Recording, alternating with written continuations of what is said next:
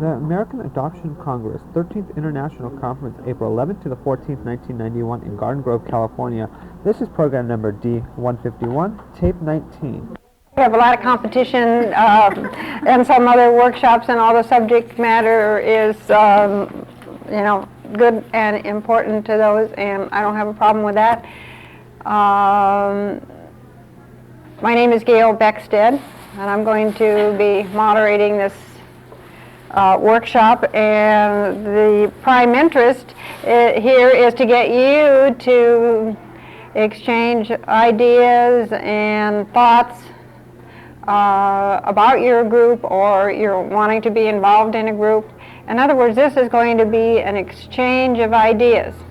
My panel and I will give you kind of a brief overview of our individual groups, a little bit about why we started it, how long it's been in operation, and just overview. Then we will cover some of the major complaints. I've got a whole slew of things that people who run search and support groups say that they're having problems with. And so we're going to cover those issues, and hopefully if you have a problem with your group, or a potential problem, or something you'd like changed, this is the place to share it. And we, we'll just exchange ideas and go from there. Kathleen Crouchside from Oregon is going to give her little talk, and Joyce Crummas from Idaho, who runs a group there, will give her little spiel, and I will start and tell you a little bit about my group, and we'll just go from there. In 1984, I had belonged to a group, and I just wasn't pleased with what was going on in the group. Not that it was bad, or didn't feel the needs. I just thought there were more needs, and in this particular case, I thought more support was needed. As a searcher, search is a big thing. I thrive on it. It's challenging and rewarding, but I realized that there was so much more. So much is needed once the search is complete. So many things to deal with. And so I started Adoption Reality, and we serve the San Fernando Valley out in the north part of Los Angeles. And most of the groups that I had gone to, when it opened, it started with the search help, and those who were really rambunctious about their search got all their little things to do and left. And so the people that were left for after the search portion was over, the support end of it just kind of seemed to be not many people there. And so I reversed that. We went around the room, had checkup on how you're doing on your search, and kind of talked about it, and then I would say to them, well, how do you feel about it? And that triggered a lot of questions. Some were angry, some had little hang-ups about this or that, and some got into the secrecy issues, and some say, how do I tell my adoptive parents I feel so sneaky? And we just went through a whole a set of little problems. And so we found that after just a few months of this new approach, that we had people just talking, solving their own problems. I may say to you, well, that's not a good idea. And there would be some maybe controversy over that. But when you're sitting around in a group and say, well, had you suggested this? Have you tried that? Or why don't you sit your parents down and ask them for your support? Ask them for their support in your search. Sometimes that'll blow them out of the water when you ask them for help. How many kids come to their parents and say, can you help, would you help me? And you'd be surprised, all those little things made a difference. We have more adoptive parents come to our group with their adoptees. One of the other things is that we leave the coffee pot going all the time. Well, this is just a little maneuver. We leave the coffee pot going all the time instead of taking a break and allowing the time for somebody to decide, oh, I got to go home, and leave. So they can get up at any time and go get a cup of coffee and come back, and we just go straight through. And it's worked so well that I can't even get out of there at 11 o'clock. I have a hard time getting out of my group. And there are times when we have 40, 50 people in our meetings. In fact, the group got so big I had to split it. So now we're back down to 25 or 30 so that everybody gets a chance to share. Ours is a self-help group. We have all the proper forms to cover California. We help them with any of their forms for out of state. We put them in touch with qualified out of state people. For instance, if somebody is searching in Oklahoma, we have all the things to get them started, but when it comes down to the nitty-gritty and research, they can get help there. But they can still come back and discuss. For instance, one of the things that someone told me early on, are you ready to search? Is your little closet at home all nice and neat and tidy and straightened up so that you are prepared to bring another individual into your life, into your family, into your home? Case in point, birth mother who's not told her husband and is coming to a meeting on the sly and lying about how to get there. That's not cleaning up your closet. Those are suggestions. We don't ever turn anybody away because they don't want to tell their husband. And then we get into the issues on how to handle telling your children. Bring your husband to a meeting. Oh, he doesn't want to come there with a bunch of women. I said, are you sure? And the husbands who have on occasion come did very well. There's just all kinds of ways to get people to be interested in your meetings. And it is much easier for them to say, well, I need to ask a question. Ask me a direct question, rather than say yes, no, whatever. I said, well, let's throw it out to the group. And they all, blend in. And you'd be surprised. We had a husband to an adoptee. The search was completed, and he said, she made that contact all by herself when I wasn't even home to support her. And he says, I kind of feel a little left out.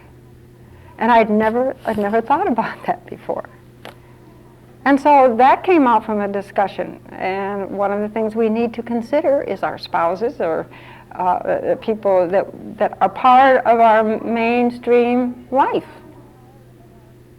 And so the group has been extremely successful. Yes, we do get members that come, they stay there, do their search, and then they kind of dwindle away, but they'll come every once in a while and just kind of bring you up to date and sit in and listen. But they're always calling to check to see how the group is doing, so we know that we did them a service. And one of the reasons for this workshop is hopefully that some of the issues that I've mentioned there, if you need to talk about them or expand on them, this is the place to do it. And you will probably help yourself and your group with some of the ideas you might learn here. And nothing's perfect, and nothing, we have to do what suits the situation. Okay, Kathleen is with the Oregon Adoptive Rights Association, and she's going to give you a little overview of something about her group. Kathleen? Oregon Adoptive Rights Association, and I need your microphone.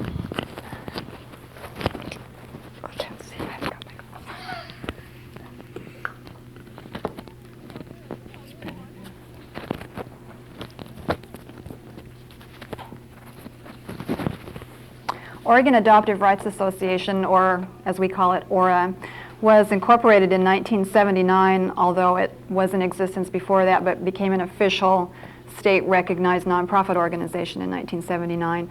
I became involved in 1982 when I decided to search for my birth family. My sister-in-law was a member, and she encouraged me to come along with her to a meeting. And so I did. The meetings are held once a month in Portland, downtown Portland.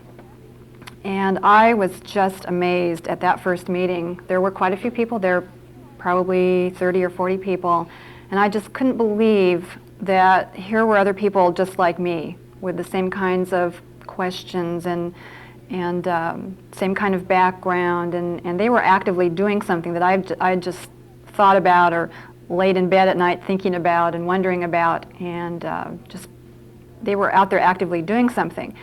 And so by my second meeting, I was volunteering or being volunteered to do things already, and which was a good thing. I naturally would sit in the back of a room in a corner and just sort of listen. That's what I did my first meeting. But the group leader at the time was the type of person that would draw people in and ask for volunteers, or if you didn't volunteer, she would volunteer you herself. And that's how I got actively involved. By about the fourth or fifth meeting, I had completed my search. I pretty much did it on my own, but just by listening to other reunions and even not having the one-on-one help that was offered, but that I had not yet been assigned a search advisor, I was able to complete my search and had my reunion, and in January of that next year was able to go to the meeting and report about my reunion. And from then on, I have been actively involved, have served in various offices and capacities, have been on the board, and am past president of the group, and still continue to help out in search advisor capacities, helping with searches. The group has grown tremendously. When I first started, the meetings were very well attended, and for a while there, the attendance did drop off. And in the last 2 or 3 years now, it's really bounced back. I think there's been a lot more adoption publicity that we've seen. And as any of you know, anytime there's any kind of publicity on television or radio or in the newspaper, the phones start ringing. And since there has been so much lately, we've had a huge increase. Just in the last year, the attendance and membership has increased about 60%. And so there are growing pains, which all groups encounter along the way, and which can cause troubles, and you have to work among yourselves and be a problem solver as a group leader and involved in a group, as well as trying to meet the needs of those people who are coming to you for help. It's a lot of work. Any of you who have been involved in a group know the tremendous amount of work it takes to keep a group going. It's not just being there to answer a phone or sending out a few letters. It's daily. It can be a full-time job depending on the amount of requests that you're getting for assistance. And so along the way, you have to set guidelines and rules and figure out by the number of people that you have to do the job how to split up that work. The group is set up with a board of directors, and those are elected by the membership.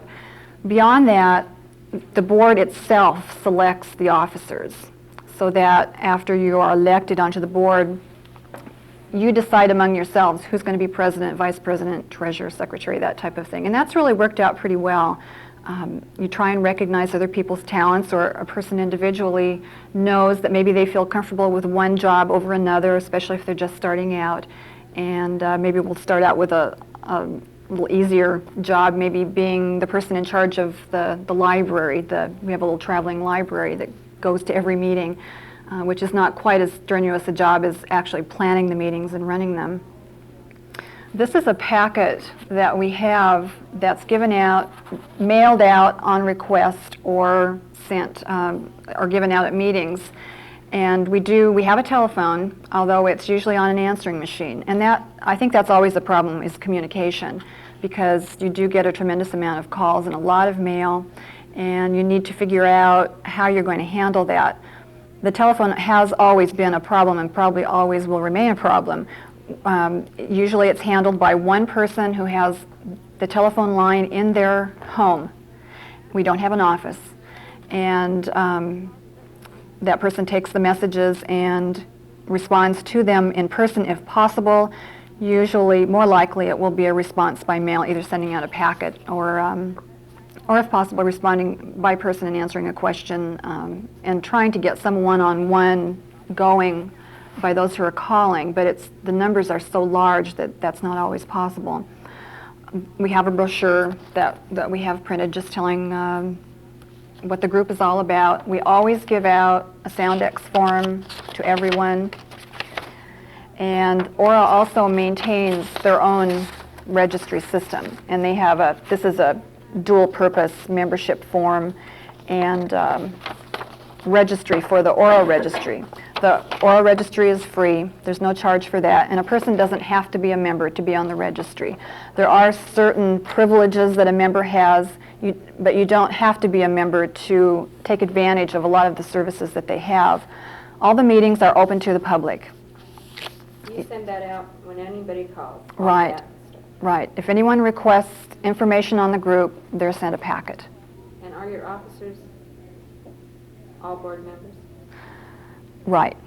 There's Your 7. Your officers are only elected if they're a board member. Right. within There's themselves. right. There's 7 board members, and then those board members are the officers, and they decide among themselves who will fill whatever particular position.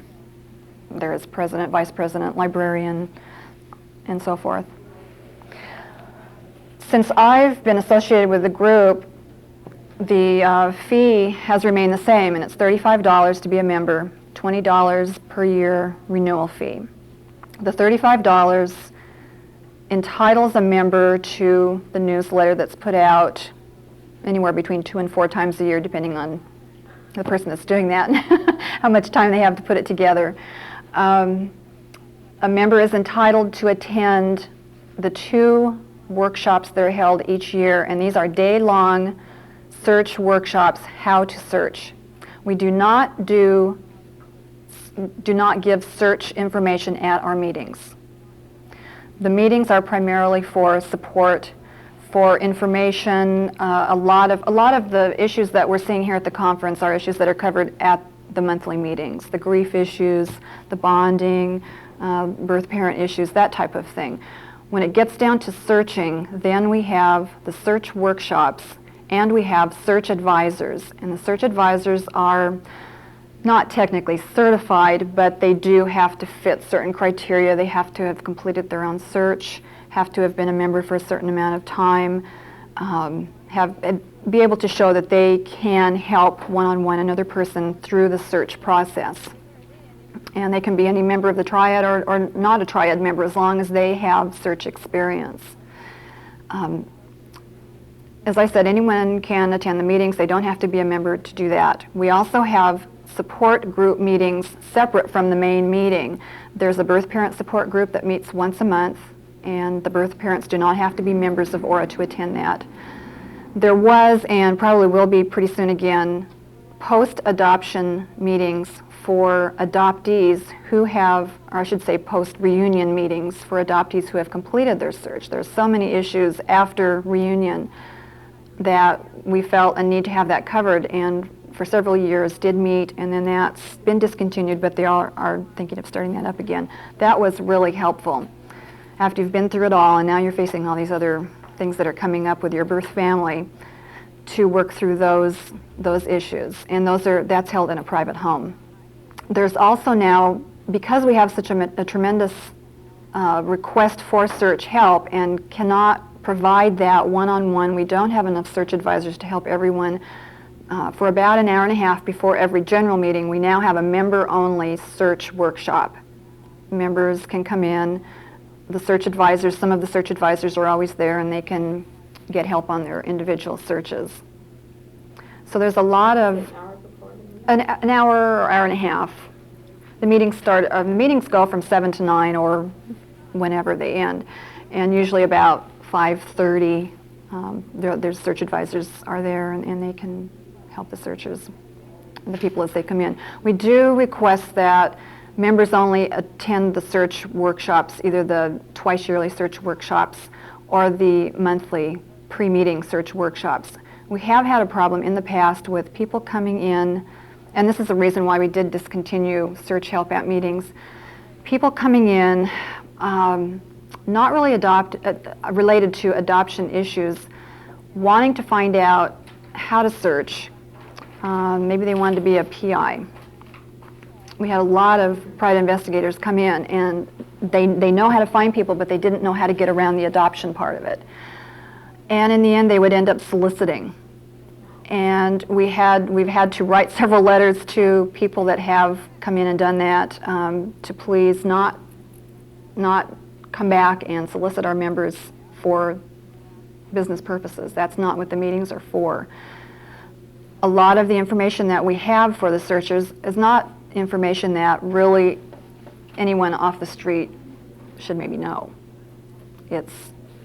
All of you are probably involved in search, and you know there are certain things that you just don't broadcast when you're giving search help. You don't want to close any doors. And we did have that problem too, of people going to different departments that we had found that were helpful in the government as far as records.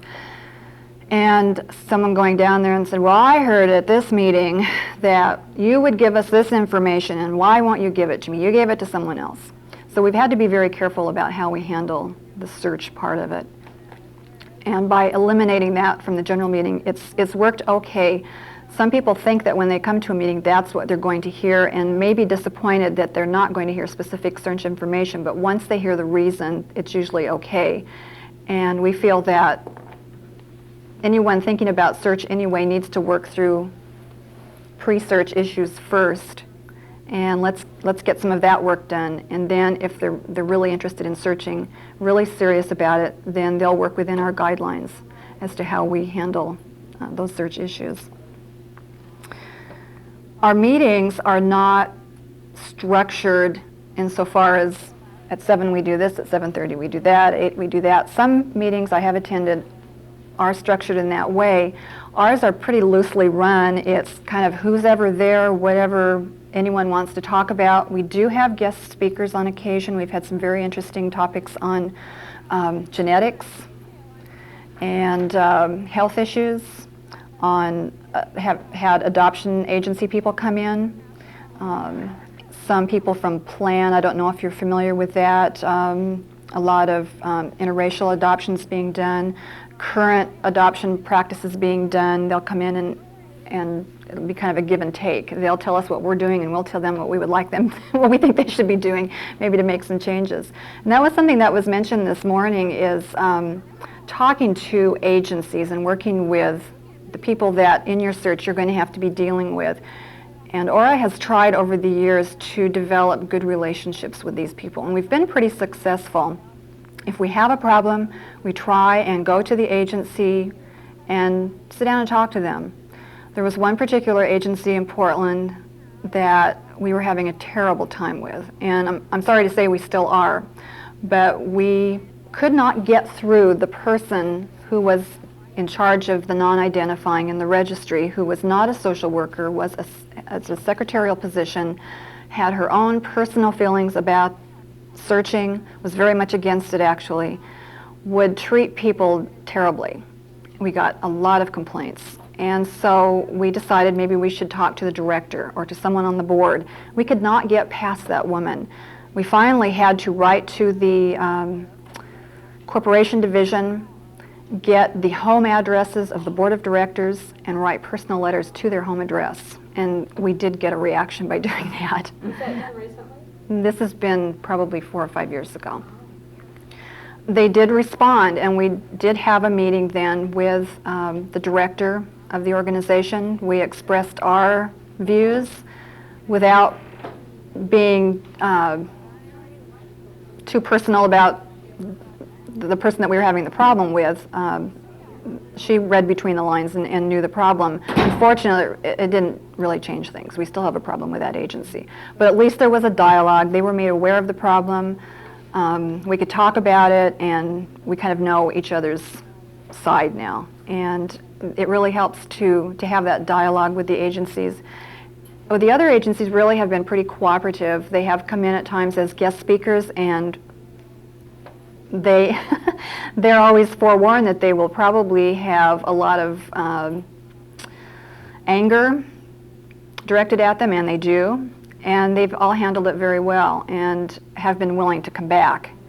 And so I think that's really an important thing to keep in mind, is keep that connection going with the agencies and the people that you're going to have to be dealing with, because if you shut them off, you're not going to get anywhere.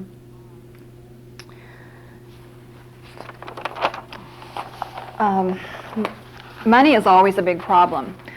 Really, as far as I can remember, we really haven't been to that point where we can't operate for another month because there's just no money. We've always been able to pay the phone bill, which is sometimes horrendous, to pay for printing. We don't have a fee to use the room. We use an office in downtown Portland, which is available to us.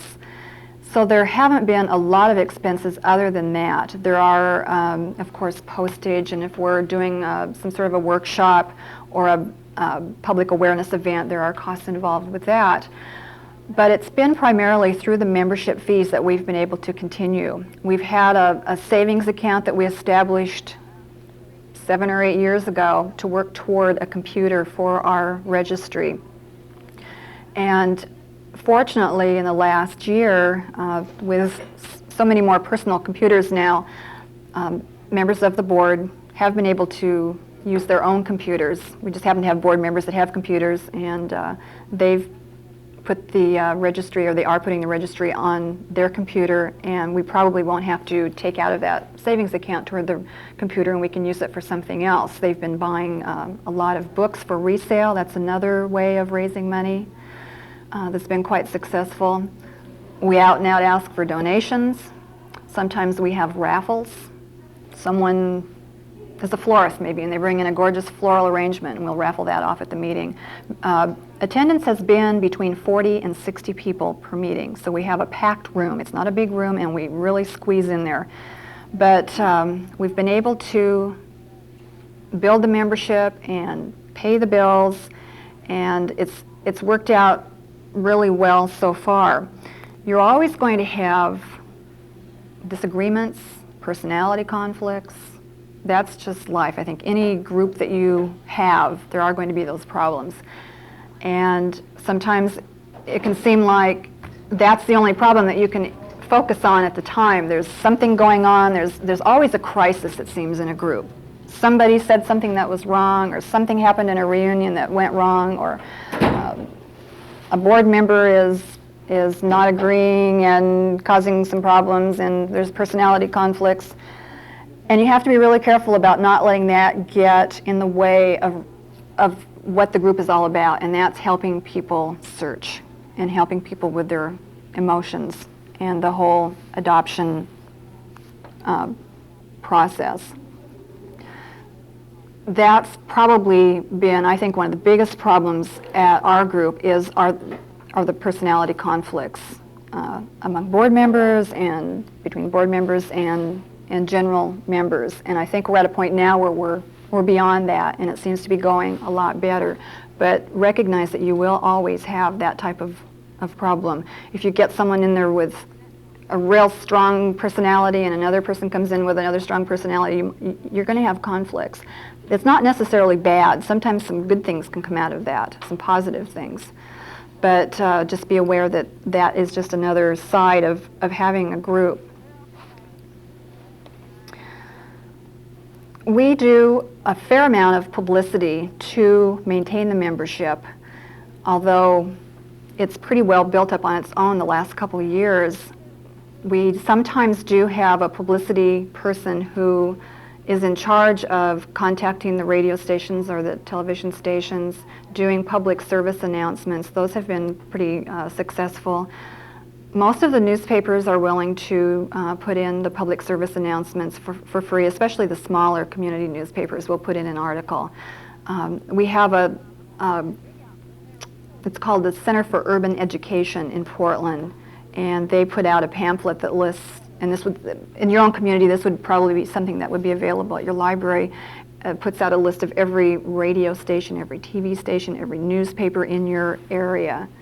And it's a real good base for mailing and making contact and sending your public service announcements. That's been very successful.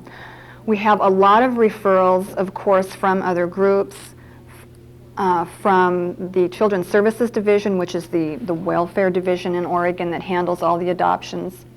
They do have their own registry system, But anyone looking for support or search help, they do refer to us. All of the agencies refer to our group. The Red Cross, the Salvation Army, hospitals. It's amazing where people get our name. And once you establish a base in the community, sometimes it takes time to build up a good reputation, but once you have that reputation of being a help group, you'd be amazed at where people get your name and get referred from. The telephone book, I think, is probably one of the least successful ways. I think it's something that's going to be changed this year because it's always been listed under social services. I personally would not think of looking under social services in the Yellow Pages. I would look under adoption. And I think finally they're going to be doing that, making that change. But I notice when I go to other cities, I always look under adoption, and I do notice a lot of groups being listed under that, and I think that's a good place to be. Keeping members is sometimes tough. Like Gail said, they'll do their search and have their reunion, and you'll never see them again, or you'll never hear how their reunion went. It's, thank you, goodbye. For the most part, I see a lot of people sticking around, wanting to help. They're glad they had the help. They want to continue and help other people. And it's a good way, it's a good time and a bad time actually to catch people to help in your group. It's good because they've got this enthusiasm and they want to do this work and they want to help out. On the other hand, it's a very difficult time for them because of the emotions they may be going through. And you have to recognize that someone that has a lot of enthusiasm and wants to help, it's fine to have them help out and volunteer, but be aware that you have to give them a lot of space. Be real careful that you don't overload them with work, because if they're going through a reunion right now, it can be too overwhelming for them. I think any of us who have stuck around with a group have gone through that, and that's the feeling you have. Gosh, that was so neat. I just want other people to have the same experience. But be real careful to be aware of where people are at when you ask them to help. But you do have to be aggressive when you always need help. You never have enough help. If you see someone that's maybe hanging back and more the quiet type, go up to them and say, hey, could you help us with this? Or give them a specific job to do, even if it's a small job, stuffing envelopes or licking stamps, just something to do, something to get them involved. I think sometimes you get the best volunteers that way. You have to recognize that everyone has a talent and can give something.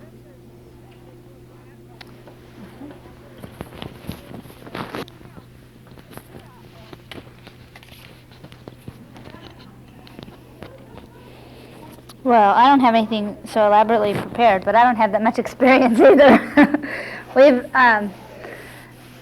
We're in Boise, Idaho, and I did my search and had my reunion pretty much when I was here in California, and I was with Search Finders of California in the Bay Area. And soon after I found, the month after I found, I didn't even get to go back and tell my story. I moved to Boise, so when I got there, I had just found, and so I wanted a support group, and when I got there was nothing in the entire state. So there were a few searchers listed in the book scattered here and there, but there was only one that was anywhere close to being active. So I decided that I would start Search Finders of Idaho, and actually that made it so much easier coming from a group, starting another group, and Dot and Doreen were real helpful in terms of giving me all their information. I could use everything they had, so I had a folder, and I even used the exact same brochure and same logo and same everything. So it was easy for me to just copy everything they did. The hard part was, well, how do I get these people to come to a meeting? And I called all the agencies I could figure in town, and the Red Cross and the United Way and all those types of things. And then I went to the newspaper, and well, actually, I didn't even think to go to the newspaper. I was going to use a school, and to use the school requires that you put a public service announcement in the newspaper. I guess it shows that you're legit, that you're really going to do what you're going to do in the school. So I went down and did that at the newspaper, and I got a call from one of the writers a couple days later, and they wanted to do a story on the group getting started, and that's where we got our members. And then soon after that, somebody had heard on one of the news stations they were doing a special jobs that were unusual. And we're not a small town, but we're 100,000 people. You get a lot of more stories like this in the news. In California, they'd never do a news story on unusual occupations, but somebody suggested that, so I called in, and so we got the news out there at like our second or third meeting or something. So that really started us out well with getting people to come. And I would say the first 2 years, probably good 2 years, I was the president the first 2 years, and I did just about everything the first year, just about, and pretty close to the second year. Probably more so because I didn't think anybody could do it as well. And that's a mistake that we make in a lot of areas of our lives. But in terms of if it's your baby and you're going to start this group, you really need help. And you have to be willing to say, I want you to do it, and you have to say to yourself, if you do it, you may do it differently, and that's okay. And I finally did that after my daughter was born. If you've seen me running around with my baby, she was born a year and a half ago, and she has Down syndrome. Well, when I was pregnant, I thought, no biggie, I'll just, continue on. It won't affect me in the least. Well, it did affect me because I'm a lot busier now. And so I've had to relinquish some of those responsibilities and jobs, and that was real hard for me to do. But I'll tell you, from doing that, our group has just grown tremendously. It's been really neat. I resigned as president. I'm still chairman of the board, but Lois is our new president, and we have a lot of new people just as a coincidence, and they're so excited to be doing things, and they have all these new ideas. And sometimes I sit at the staff meetings and I think, ooh, I don't know about that idea. But they do it, and it works out well, and they're excited to be doing it. And I think that's one of the biggest things with, if it's a new group and you're getting started, don't do everything. Let people help you. You have to get them to help you. I mean, they're not just going to knock down your door and say, I want to help. You have to, encourage them and always ask for people to help. And like Kathleen said, get them involved. But at the same time, you have to let them help you too. And one thing that I did that was real helpful, anybody that has a phone in their home and is the sole answerer of the telephone gets very tired of it. And Kate Burke suggested this last October, was to get a second line in my house, because that was my house phone too. I didn't have a second line. And so I had to answer it day or night. But to get a second line, put call forwarding on the Search Finder phone. And every month, we call forward it to a different staff member. And what that has done is I don't have to answer the phone, number one, all the time. But our staff, they understand what I went through. They get contact with these new people, and they have just a really neat experience. I think they're excited. I mean, after you answer the phone for a year, you're not excited to get those calls anymore. You don't want to talk to them. But if you only have to have it for a month, you're excited, and you'll talk to them, and you'll get them excited. And I'd say that we have had more memberships mailed in than I've ever seen before, because these people are on the phone, send us your money, and blah, blah, But, I mean, that's not the only thing we want is their money.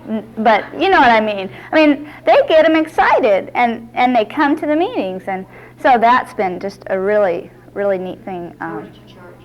We charge $25 a year and $15 dollars renewal. I guess I should go over some of those things. We have a board. We have 5 people on our board, maybe 4. Oh, well, I don't know. I'm the chairman. I don't know. They wrote it all up. But and we have a staff. We have a board and we have a staff. And the board makes the decisions, and the staff is like extra search advisors, or like our newsletter editor doesn't necessarily have to be on the board. And I think the only people who have to be on our board, according to our bylaws, are the president, treasurer, and secretary. And then we have the keeper of the records that brings the records and has people sign in. I think that's about our only jobs. Let's see, we have a treasurer. Oh, well, that's the treasurer. But they're not necessarily on the board. We have staff You have and a board. membership card then? Yeah, we have a membership card. And you know, a good way, if you're starting a group, a good way to do membership cards, if you have your business card made up, I got this trick from Dot and Doreen, they're probably still doing it and they're not new. But you take your business card, and mine has, I should have brought some, but search finders on the top, and then where your name is, where your name usually goes, put 2 lines. And you can use those as different things. You can use them as staff members' business cards. They could write their own name and number on them and give them to people. And it has the search finder phone number on there too. And you can also use it as membership cards. So, and our treasurer has just recently started laminating the cards, and so they look more like membership cards now. But but it's a good way to, you know, it doesn't cost a lot to have them printed up, just a little bit of difference there. You can have, Joyce, on ours, we have the business cards, and then for the membership, it says on it member. Oh, yeah, yours does. I never did that, but, And usually the person that prints up your cards, we usually do 200 with member. And yeah, and they'll with- split them. Without, Yeah, and there's no extra charge. yeah, that's true. That's true. I just wanted to be able to use them as staff cards or member cards, so that's why I Do you did that. have, how much does your monthly phone cost? Oh, the phone, when I finally got the no, it was before that. About a year into it, I was just doing it off my personal line, so there was no cost involved at first.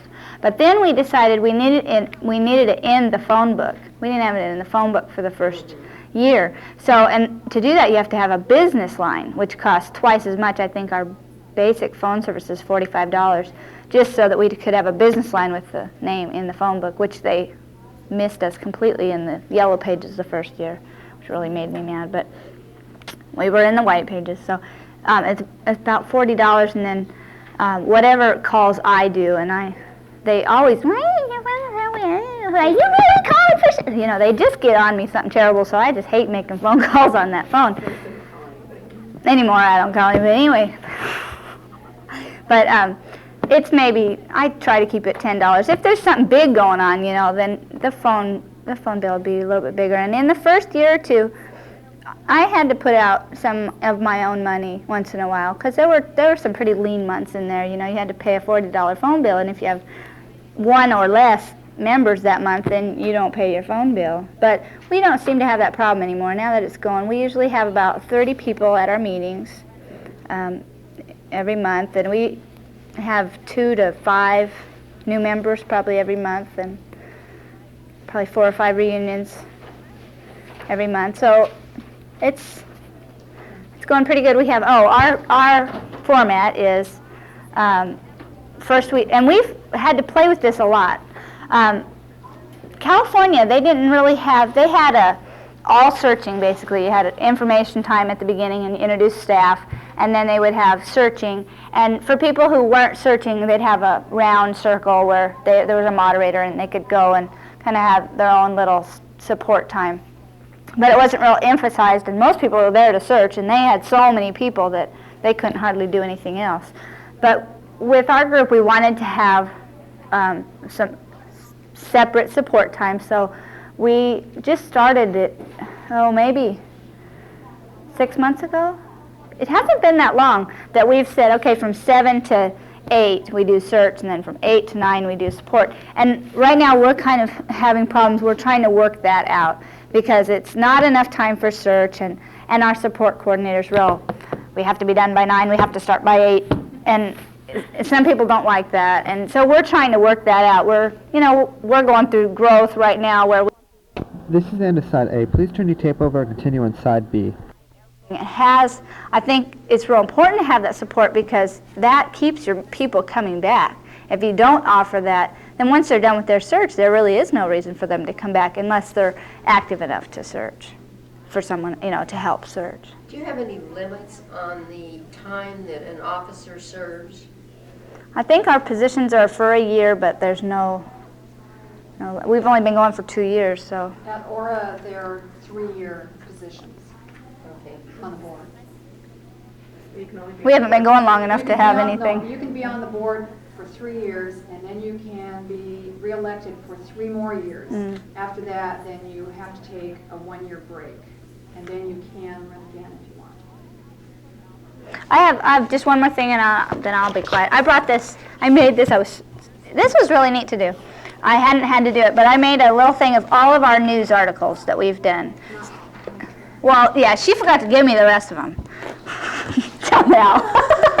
But this is how we've used our media, and this is how we've gotten people to come. And you can't do that in California as easily. But if you have a town of probably 100 to 150,000, this is just get on your media for everything and participate in the AAC. Anything they do, do it, because that's the way you'll get. We've had 3 feature articles on searches and reunions in the last 2 years. And then we've had demonstrations. We have had 2 demonstrations. We did HEAL and we did Open My Records Day. And then soon after one of these dumb editorial writers decided to say something, so I decided to say something back. And I did a guest opinion, and I don't know if you can do this in California, but if you see something in your newspaper, you can write into the editor, not just a letter to the editor, but you can write your own article. So I did that. I didn't know I could do that until someone told me. But then get your members to write letters to the editor. And in our town, I don't know about other small towns, but we get these big fights going back and forth in the editorial page about different things. And so we get people talking back to each other in the editorials, and it's kind of neat. So we've had quite a few of those. And then we have little conferences. We've tried to have small day-long conferences for anybody that wants to come, and we've had those all in the paper. So, and then there's some pictures. If you want to look at this, you're welcome to it. Another thing, kind of expanding on the publicity that we found to be successful as far as television in Portland, there's, well, they come and go, but there are usually 2 local hour-long shows going on, maybe one in the morning and one in the afternoon. And anytime there is any national publicity, at one time there when the Baby M case was going on, or anything related to adoption, we'd hit those TV stations right away with a press release, and relate our group to this issue that was going on. And 9 times out of 10, we would get a spot on that show, or usually an entire show. And in fact, once we did an entire show and it went over so well, they asked us back and we did another show within a month. The television stations, the personnel come and go, so once you've kind of done your thing and they want to go on to something else, after a while they'll replace their people and they'll have a new host and they'll kind of start over again, so then you can hit them again and say, hey, how would you like to have a really interesting adoption issue on your show, or how would you like to have a reunion on your show, or a new reunion on your show, or talk about searching, and so really use those resources that are out there. The radio stations, a lot of the talk shows are good ways to go. I don't know how it is here, but in Portland there's a lot of talk shows, 24 hours a day, and it's usually pretty easy to get on those. The newspapers, again, if there's a relevant issue, contact them. And as was mentioned, anytime there's anything in the paper or in Dear Abby or any mention of an adoption-related issue, have your membership write a letter, make a phone call. Keep the word out there. Keep yourself visible, and it'll really work. It seems in our search group, almost everybody's employed. And we have a great difficulty finding anybody who can go to the courthouse or to do anything that has to be done in the daytime. Well, I think one of the issues that we see here has to do with your geographical location. If you're in the San Fernando Valley with 1.5 million people, it is a lot different than living in Boise with 100,000. It has a lot to do with everything. Particularly, let's talk about publicity. It's very hard. We get a hot story, we get a reunion, we get something we call the media, and we have a very difficult time. I mean, we have to fight to get an article in the paper. we have to send every month to a newspaper an article, a public service announcement type article in order to get it in. Most of your outlining newspapers will, you send it to them, they'll put it in every month.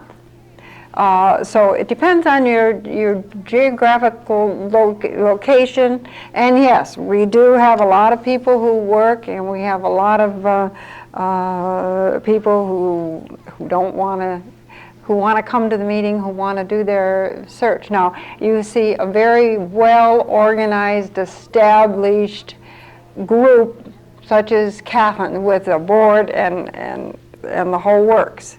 You see another group who was patterned after the group she belonged to when she started her search here in California. And then you see a group like mine. I can't hardly get a staff person. And my group has 2 chapters, and I'm it. Fortunately, I have Shar that had the last 6 months, or almost a year now, I guess, has been helping me and relieving some of the pressure. However, I am the leader, I am the treasurer, I'm the newsletter editor. Shar's been helping me with a roster. I try and write a quarterly newsletter to the group. Usually I try at the first of the year where I list all the meetings for both chapters. I explain our $35 a year dues. Renewal is $35 period. I don't break it down. I tell them what it's for, coffee at the meeting, copying, just telephone.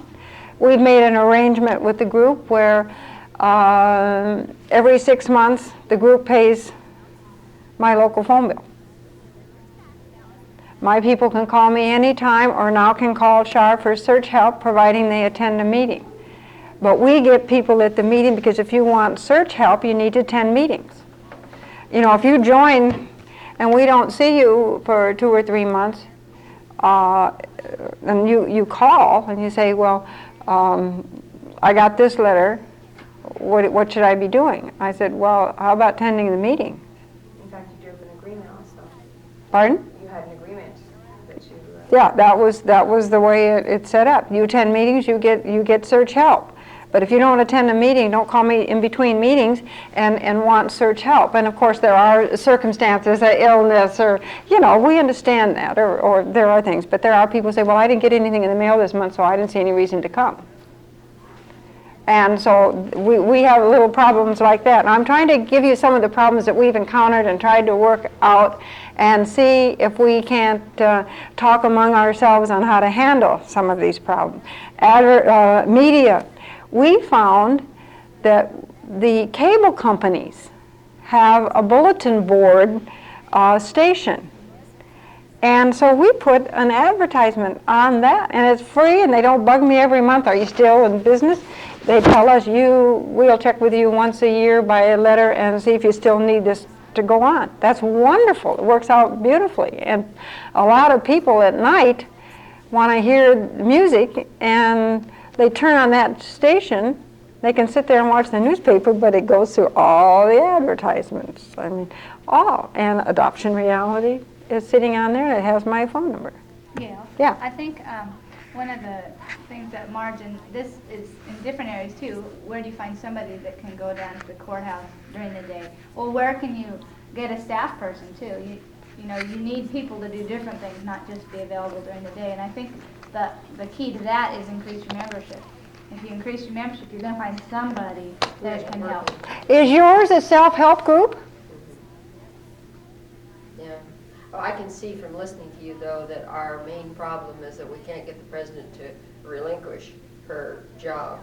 And we need, like you said, we need to expand. It's hard. But I didn't want it all, so it's okay. The key there is to have good bylaws and to have it set up with your board and have those built in. If there's a problem, then it's not just one person that's going to be controlling everything. It has to be an agreement, or it has to be a vote by so many board members to having a problem with a board member and there are reasons, and you have to have those valid reasons built into the bylaws so that you have that safety net if there is a problem with a person, that person, if you have to remove a person, you have that ability. Well, see, now if you have a Okay, person now like see, me, now I doesn't, don't, it's I don't, fine. I don't have any, I don't have any of that. Now see, this is a very well organized by the, you know, Search Finders has all of that. I don't. We kind of We- brainwashed though. Huh? Because we Well, that's kind of true, and brainwashed there's in the a meeting. merit We to say, that. Yeah, our staff helps all these people, and boy, if you find and you have any interest, in fact, even if you don't have any interest, we expect you to help other members in our group. And they- Right. Well, Brainwashed. my newsletter states what we will do and what we won't do, and what kind of a group this is. This is your search. This search will move up. This search will move as fast as you want it to by whatever you put into it. This is not a joint adoption reality. Gail and Char will do your search. This is joint adoption reality. You will do your own search. We will guide you. So it is up to you, and we separate the men from the boys, so to speak. This is your search. You're responsible for your search. But if you don't have the people coming to the meeting, you're not going to find anybody. I've had nobody say, oh, you know, I thought, you know, you were going to do my search. I said, no, this is a self-help, and it's very, very clear. This is a self-help group. We are here to assist you, to guide you. We are here to share the emotional problems of whatever stage you're in. But we are not going to do your search. If you need to have somebody, if you need to go downtown, and it's important that you go down to the vital statistics, how important is your search to you? Check around with the members. Maybe someone else is going down and can do that for you. But if there is nobody going down, and almost everybody in our group works, we don't have anybody hardly that is not employed, then you have to figure out, when can you do for you? I mean, if you're at home and you're cleaning your, you have chores to do, you have to figure out when you're going to do them. If feeding your family isn't a priority, well, they go hungry. I mean, you do what you have to do. And if you are doing your search, you have to decide. Maybe it means taking an hour off early from work. You know, maybe it means writing, or maybe it means something else. We will help where we can, but I can't take off from work to go downtown and check out your information, particularly when it's available. Yes? What about for people that live out of town? We've had that same thing, that we're basically a self-help group, but some people, I'm from Cleveland, and some people, you know, were born in Cleveland but now live wherever, and so they join our group, and we're more than glad to help them. But we don't have a lot of people who can do stuff during the day. We have that problem. And we tell them you have to pay your dues, you have to join. For people that are local, they have to come to 2 meetings before they can come to the search workshop. It's a totally different day. But, so for the people from out of town, it's, you know, it is kind of a problem. But we've just recently started putting it, we have a newsletter that comes out every 2 months, and that's helped. We put like an ad kind of in the newsletter for people to volunteer. And then even more recently, we started asking at meetings and getting people to either raise their hand or sign a thing, sign up on a list at a meeting. And if you pass around, people will sign it. That's a good way to kind of... And they won't come back to Yes, you. somebody might be real quiet and never, Yeah. you know, Mhm. volunteer if you don't ask. Yeah. But if you tell them, you know, we're really desperate and there's all these people joining from out of town and we don't know what else to do. Okay, now, I guess I misunderstand. People who are from out of town, what do you mean out of town? They write you and want you to do They some were search? born in Cleveland, so they need their research done in Cleveland. Or they trace their birth mother to Cleveland or their son or daughter, so they need research done in Cleveland, but they don't live there now. And you don't have. But is that part of the group as opposed to a person who does the searches in Cleveland to do it? For instance, I get requests from out of town all the time, but they come to me, Gail, not to Adoption Reality. Well, we don't have a searcher that works there. You don't have an ISD person. Yeah, we You don't just have have, you just have search advisors and... And see, we do have problems. We do have problems when we, you know, there's the search group list that's in the ISC directory. we send people to those groups and asking them for help sometimes. And that's part of the reason we don't get a lot of help that way, because they don't have the staff or the time, just like the rest of us who run groups. And so we kind of have to. Well, And- what we do is we have a letter that we send back to them if it's an out-of-town search, and we say, you do have to become a member of our group, and it's $25. And if you want to do that, and if you need some legwork done, or if you need to be told what to do, because it's still a lot of stuff they could do themselves. They could write to the library. Yeah, we have. Yeah. Yeah. When it's actual legwork. Yeah, if there's legwork to be done, then we split it up between our search consultants, but on the letter, actually I stole it from Doreen again, but it says, we get a lot, we're, busy and we don't have a lot of, we're a volunteer staff, and therefore we don't have a lot of time, but, if we have the staff available, we will help you, type of thing. And so if you can, then you can, and if you can't, then you wrote it down there and you sent it back to them, and they will hopefully understand if you don't get back to them. But they gotta send their $25 in.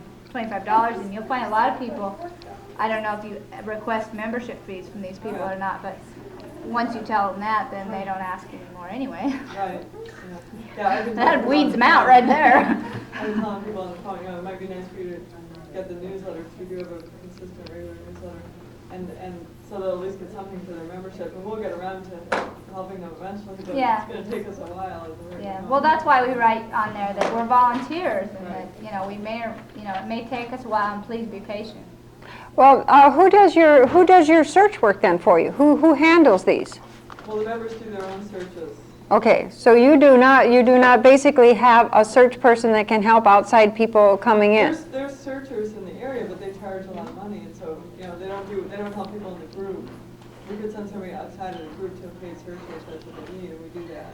But there's nobody, that will come and help our members. Well, that's probably your only option then. If you can't do the legwork, then you're gonna have to send it to somebody who's gonna be paid to do Yeah, and I it. give them all the numbers. I tell Yeah. them, this is how we do it. If you want to wait, this is how somebody else will do it. You can tell them and see how much they'll charge you. We have that problem because we're it for Idaho, for the entire state. So people call from, well, we're branching out now. These guys have had their first meeting now in Ketchum, so. First 2 meetings, yay. So, but, we still have a lot of uncharted Okay. territory, so. Okay, now let's hear from you. Let's begin to hear from you. I see little smiles and things, and the eyes open and little questions, and you look like you had a lot of questions. Yeah, I did. I do a support group in Seattle, and we start at 7, and we seem to have difficulty ending at 10 or 10:30. Oh, join the crowd. We don't want to be rude and say that's enough of your story for tonight. We need to move on. Could any of you give us some help with that? We had that problem. We used to meet at the Multnomah County Library, and we started at 7 and had to be off of the front steps by 8:30. And there was a little woman that came around and flashed the lights, and she would stick her head in the room, and we had to be out of there. And that was a real problem. And what we ended up doing there, it was a great place to meet, centrally located. It was free. We went to a restaurant afterwards and just sort of talked among ourselves. But now that we have a different meeting location, we can really stay as late as we want. But usually by 10 o'clock, everyone's gone. And it's just the people in charge, the board members or whoever's running the meeting, just make that conscious effort to say, this is it. We need to wrap this up and leave. And still sometimes they go out afterwards and have a cup of coffee or something. But you have to set a limit. And if you say that at the beginning of the meeting, if you say, we are going to be finished by 10 o'clock, if you want to continue the discussion, you may go to a restaurant. But if you state it before you ever get started, and then when 10 o'clock comes, you can, whoever's in charge, stand up and say, well, it's 10 o'clock now, we're going to lock the door, and, if you want to go, we'll meet at Denny's. Or. Well, I just seem to have to look at my watch, and that does it, because we are in a bank building, and we do not pay anything, and we're able to bring our coffee and condiments and things, And we don't take a break, as I said earlier, because once we take a break, we just kind of lose it. The good flow just kind of is lost. About if we're all there at quarter to 11, and we are always seem to be there at quarter to 11, I'll say, okay, well, it's time to wind up. Has anybody got any questions they want to ask or whatever? And that's kind of my approach to, hey guys, let's get it together. And we try and be out of there at 11 o'clock, because I have almost a 40-minute drive to get home. And it has worked. I don't think we've had any problems. They end up getting out in front of the bank building, and I'm long gone down the street, and they're still all standing out there shooting the breeze. My biggest problem, and I have not learned how to change it. Our meetings start at 7:30, and blast it if they don't straggle in here and there. By 7:30, we got 15, 20 people. By 8:30, we got 40. I'll tell you how to do that. How to do that? Start at 7, and then it always starts. I can't even make it there by 7. By the time I get off work and go home and Well, you'll be one of the late people. We just changed ours. We started at 7:30, and we never got started till 8 o'clock. And then we lost our meeting place, which had nothing to do with But see, here we're back to a geographical problem. I live in LA. I come across the San Fernando Valley at peak travel time. Well, have you got somebody that could be there to open at 7? First of all, we have the hardest time. We have to go get the key in person. I've got a lady that can go pick it up on Saturday, but she works in LA. She barely gets there in time to open it up at 7. Well, if you've got somebody that could say that the But meeting see, starts at 7, then your stragglers and everybody will get there between 7:15 and 7:30, and you can start the meeting right at 7:30. But see, that's the problem we don't have. Yeah. We have all people who work, who travel. We had to start meeting at 7 because we had to be out of there at 10. Yeah, And that's- so now that we have a new meeting place that we could stay there all night if we Well, see, we could stay there all night too if we wanted to, We're but still starting at 7, but we basically start at 7:30. We have prompt people, but I come late. We've always started at 7, and at 7 sharp, the meeting starts. If you're not there, it's too bad you missed the first of it. If the board members are late, that's too bad they walk in front of everybody late. It starts at 7, no matter what. And if people know you start on time, they will make a better effort to get there. well, we all. Now they're gonna miss something good. We always start on time, but it is a problem. And I mention in my newsletter that it really is important to be on time, because then they say, oh, what was he saying? And then they'll do it. Too, I kind of always felt bad that we started at 7:30, but we never really started till 8 o'clock. And I'm going, we've got to get this started on time. And Dot came up with that first half hour. A new person comes in and they say, "Are you adopted?" Or "I'm adopted. I'm searching." That first half hour before we really got started was probably the biggest support meeting that a lot of these people had ever been to. Mm-hmm. And so they weren't just sitting there waiting for the meeting to start. We didn't even need to start the meeting. We could have just let them talk all night long, except we have business to do, right? Right. And so it really wasn't a wasted half hour because they were getting support from each other. Right, and we have the same thing for people who come in there. I've always told the people, if you see somebody that you don't know, go up and introduce yourself. If I'm not there yet or whatever, just make sure you have, welcome somebody. And then during the month I get calls, and I will send them a flyer or something, but I haven't seen them, so I don't know what they look like, and I haven't had a chance to tell Char who if you get there before me, look for Roseanne, this one, or whatever. But I just say get up and we just go around the room, and then it comes 7:30. Well, I think let's get started. The rest will be here later, and just go on. But we have a hard time getting out of there, and I just have to look at my watch. Hey guys, anybody have any questions? And we tie this up, and that's pretty final. I don't have too many people fight that. Did you have another question? Okay, let's hear it. Okay. We have a birth mother attend our meetings, and she usually brings her 9 or 10-year-old granddaughter, and I'd have a fit. and her daughter and son-in-law, and who are trying to become adoptive parents. And I personally think a 9-year-old or 10-year-old doesn't need to be hearing some of the stories unless the unless this particular mother wants to tell her those.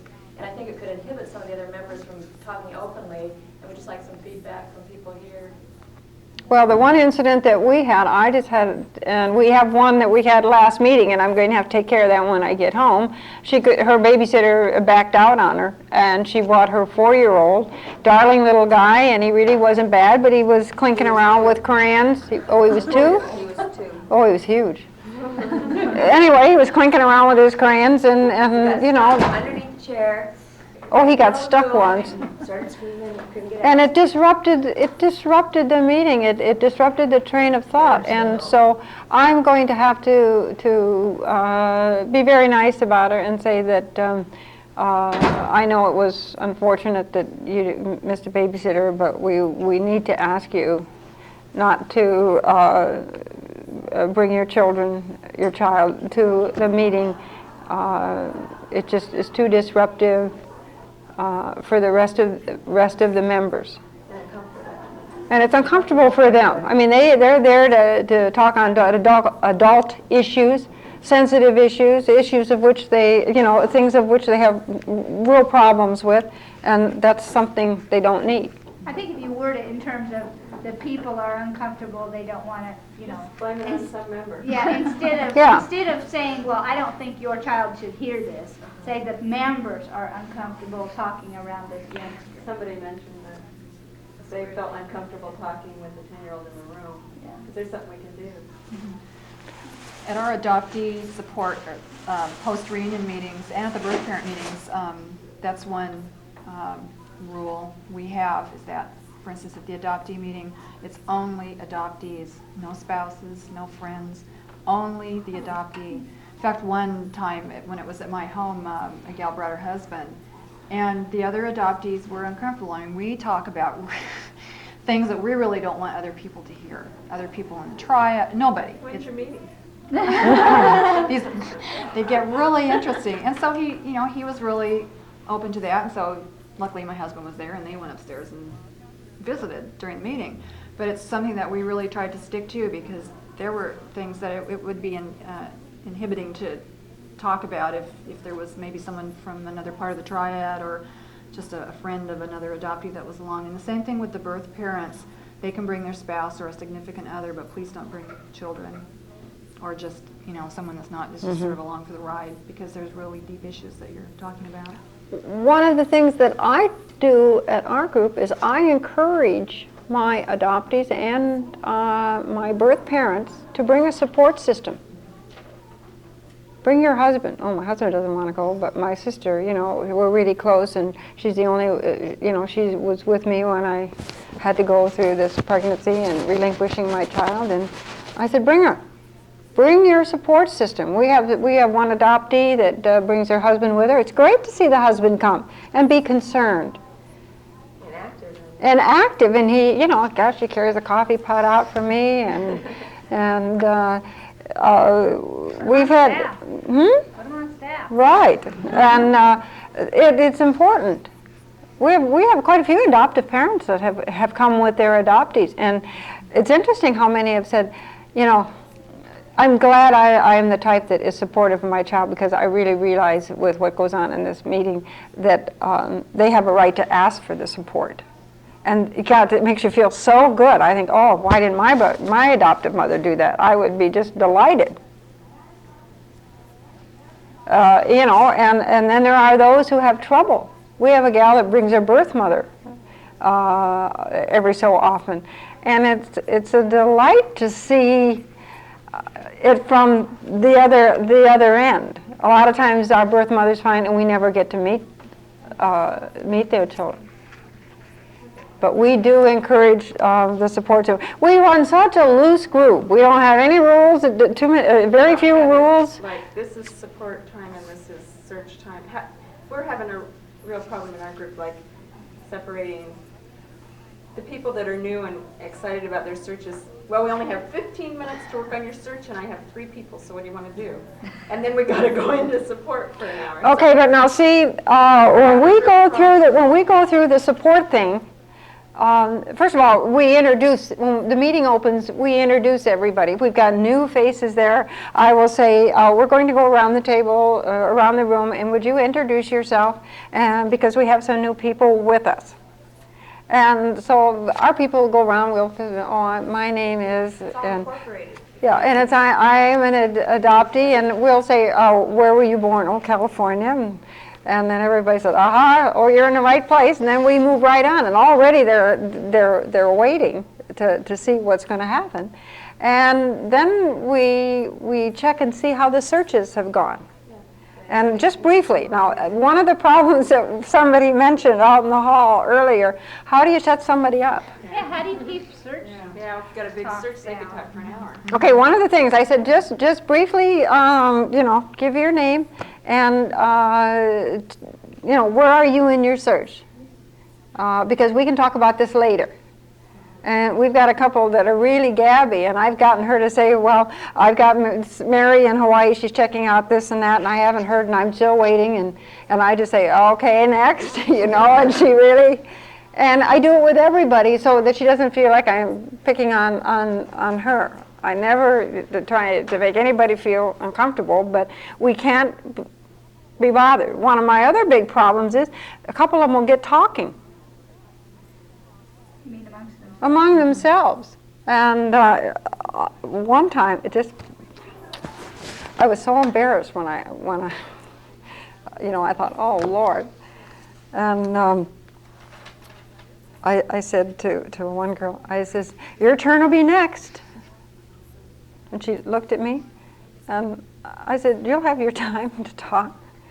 And she really didn't embarrass. I mean, I could have said, excuse me, no talking, come on, we got to do this, or something. But I just said, oh, your turn will be next. And she stopped talking. And I thought, oh, Lord. Humor helps a lot. Yeah, You have a difficult you situation. have to, because we never know. Now, do any of you every once in a while get a real Looney Tune that comes into your meeting? We had one once Wait till that he was, throws them out before they get we had one once that everybody was concerned. He had been just discharged from a psychiatric institution, and everyone was really concerned. And as soon as he found out something about his search, he acted just as cool as everybody else. I mean, it really was enlightening to realize. Well, just before Christmas, we had this lady, elderly lady, came into our meeting, and we went around the table, and she got on this thing, and I couldn't shut up. She says that her daughter is being brainwashed by the adoptive parents, and that she got a lawyer to do this or to do that. And I said, and I had to whisk by it as quickly as possible.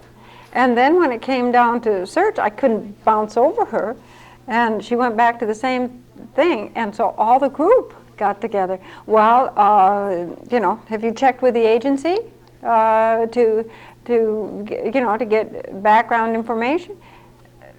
Her thing was, the reason her daughter hadn't searched her out to try and find her was that the adoptive parents had brainwashed her. I mean, she hadn't even done a search or anything. She'd already found one other, but I'm not even sure that it was an adoption. And she came back 3 or 4 meetings. Finally, I think she got tired of not being able to take the floor. We had a hard time. We can't oust anybody. She came to our Christmas potluck, which we have every December. But what she wanted to do was she was trying to get suggestions from the group on how she can go to this adoptive parent and tell him to leave her daughter alone and let her search her out when she has never met her daughter. Yeah, I mean, she was just so far off the wall. To find her, she was just so set on talking to this adoptive parent and setting him straight. She was just going to set him straight, yeah. But she didn't know who he was or where he was or anything about him. It is a public forum, and you will get some people, and we had one adoptee, he was around for quite a while, that wanted to take a blowtorch to his birth mother, and then there was the birth mother that kept calling up on the phone and finally did come to a meeting, and she was going to come in with a gun. And it can be frightening. We had extra security there at the library that night when we knew she was going to be there. It really is frightening because it is open to the public. Luckily, that doesn't happen very often, but that's the real people Yeah. out there, and you're going to get Okay, Marge, anything else you want to share or bounce out or something? One thing we did the things that I thought of, I jotted down, but one thing we did that met with some success is that at the Boise meeting, the tapes were very, very reasonable. And we got a complete, we bought the whole sets of all the meetings and ran them off and gave the set of those tapes to the search person in each of the Omaha agencies meets once a month in a group, and they exchange information and do all that. We gave that set of tapes to that group, and we've gotten thank you notes from some of the newer social workers in some of the agencies, and they've been passing that around to their new social workers. And I thought that was something we tried that was pretty good. And then our computer person that commits all our search information to the computer doesn't always attend our meetings. Quite often she isn't there. And what she does twice a year is she prints all our records by date and by name, and 3 or 4 of us have a copy. So that when something comes up, we have a copy that we don't have to call her. Mm-hmm. And that's worked out very well. And the one thing I was going to ask you if you did, we also send out in that brochure that you send, or the brochures that you send back, we also put in an AAC bulletin. And I've been sending Cub bulletins with, have you read this? And they're informational just because of the reading list. Mm-hmm. And we send a copy of their price list from because their articles are so good. That's a good idea. Mm-hmm. And we send out that too. Any questions from anything from Ohio? No, I guess I was thinking about, we've had a couple members that are really kind of kooky, and but we've been able, 2 birth mothers this past in the last 6 months, but we've really been able to help them, and not that we cared whatever mental illness they had, but like I was saying, usually we're self-help, but in these cases, because it was such a touchy situation, we kind of did the search for them and played intermediary, which we usually don't do at all, but in these situations, you couldn't imagine you'd after getting a phone call from this person. And they both were able to have okay reunions. And, Good. And the one, I don't know what her circumstance was, but the one, her child had been removed from her because she was schizophrenic and had to go off her medicine when she was pregnant, but she was well controlled on her medicine before and then again after. And she's the sweetest person in the world, and it was really nice to be able to provide her with a reunion. Okay, let me ask you a question that has always come up. Do you act as intermediaries in your groups? I've always been told that legally that if you act as an intermediary, as a representative of your group, and somebody gets mad, well, first of all, if you're not incorporated, then your group's not liable for you. You are liable for yourself. Right. And that's That's right. why we got incorporated, was because then they can sue the corporation for nothing, because there's nothing there. But $4.30. that's real important if you're doing intermediary searches, especially. Well, we haven't, except for those 2 extreme. Yeah. Right, but And we are incorporated. yeah, but Well, now, one of the things that I feel so strongly, that this is your search, you should make your own contact, and I just absolutely will not, for anybody, for any reason, make a contact. If they want to contact somebody else, to do it. But it's kind of a brainwashing thing. Almost rarely does a meeting come along where I don't say, this is your search, and I just go into contact, the contact is yours, and in the folder I have this contact sheet on how to make, for a telephone contact. Now, we have people who will do it by letter. I'm a telephone person, and the element of surprise and not having to sit there and have a heart attack while you're waiting for a response from a letter. So that's one of my hang-ups, if you want to call it that, but I'm just so rigid. This is your search. You're going to make contact. It's one of the most important things you're going to do in your life. You don't want to leave it to somebody else. And here's a contact sheet. What I want you to do when you get your packet is each day pull out your contact sheet, read it. It's kind of a brain-mind conditioning tool. You don't have to memorize it. Just take it out and read it once a day, put it back in on how to make contact so that you get comfortable with it. And my people have said that it is so wonderful that when I get down ready to make contact, I'm not shaking in my boots because I may blurb-wise say it wrong. What do you all have on?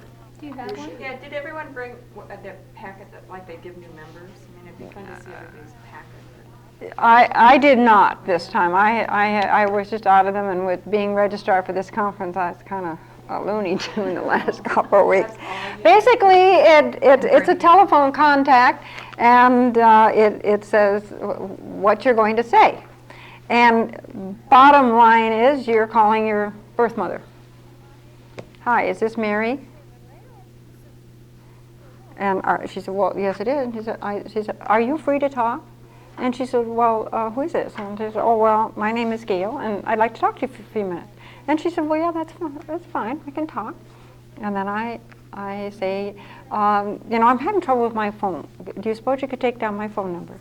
Well, sometimes they do, and sometimes they don't. And sometimes, oh, are you selling something? Oh, no, this is just personal. And then I just begin, one blurb. My name is Gail, and I was born on February 26, 1934 in Chicago. And I was adopted, and I have been in search of my birth mother, and I have every reason to believe that you are my birth mother. And man alive. Oh, we have the most wonderful responses. Oh my God, you found me. Or, I don't remember. Really? We catch them so off guard sometimes. Oh my goodness. We catch them so off guard. I would like to make a comment. We do that also, but we ask questions, starting out very simple questions, very easy to answer.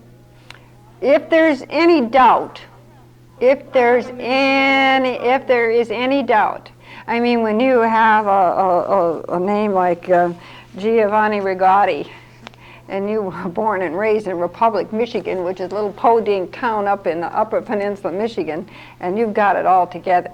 If we're dealing with a more common name, are you Mary? I guess I like the questions only because at the bottom line is if the person says no, I'm not your mother. You know the minute there is, you know. There's not very many people who are actor or actresses enough that you don't get it. We've run across a few. Well, every once in a while. I mean, that's not a cure-all, but it has worked 99% of the time. This concludes this session.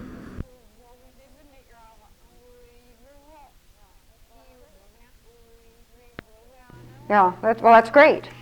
We use a similar script to that, but we usually say, like I would say, I was born February 20th, 1960, and placed for adoption. I've been doing some research about my background, which has led me to you. Because I've tried to tell people not to say, I think you're my birth mother, or I know you're my birth mother, not even to use that word, because it's really, I think it can be really confrontive if someone's not ready to open that door, then they can go at their own pace. They can say, oh yeah, we might be related, or, they can take it the next step. And 9 times out of 10, they'll say, oh, I'm your mother. Yeah. Well, the verbiage runs different, but that's the crux of the blurb.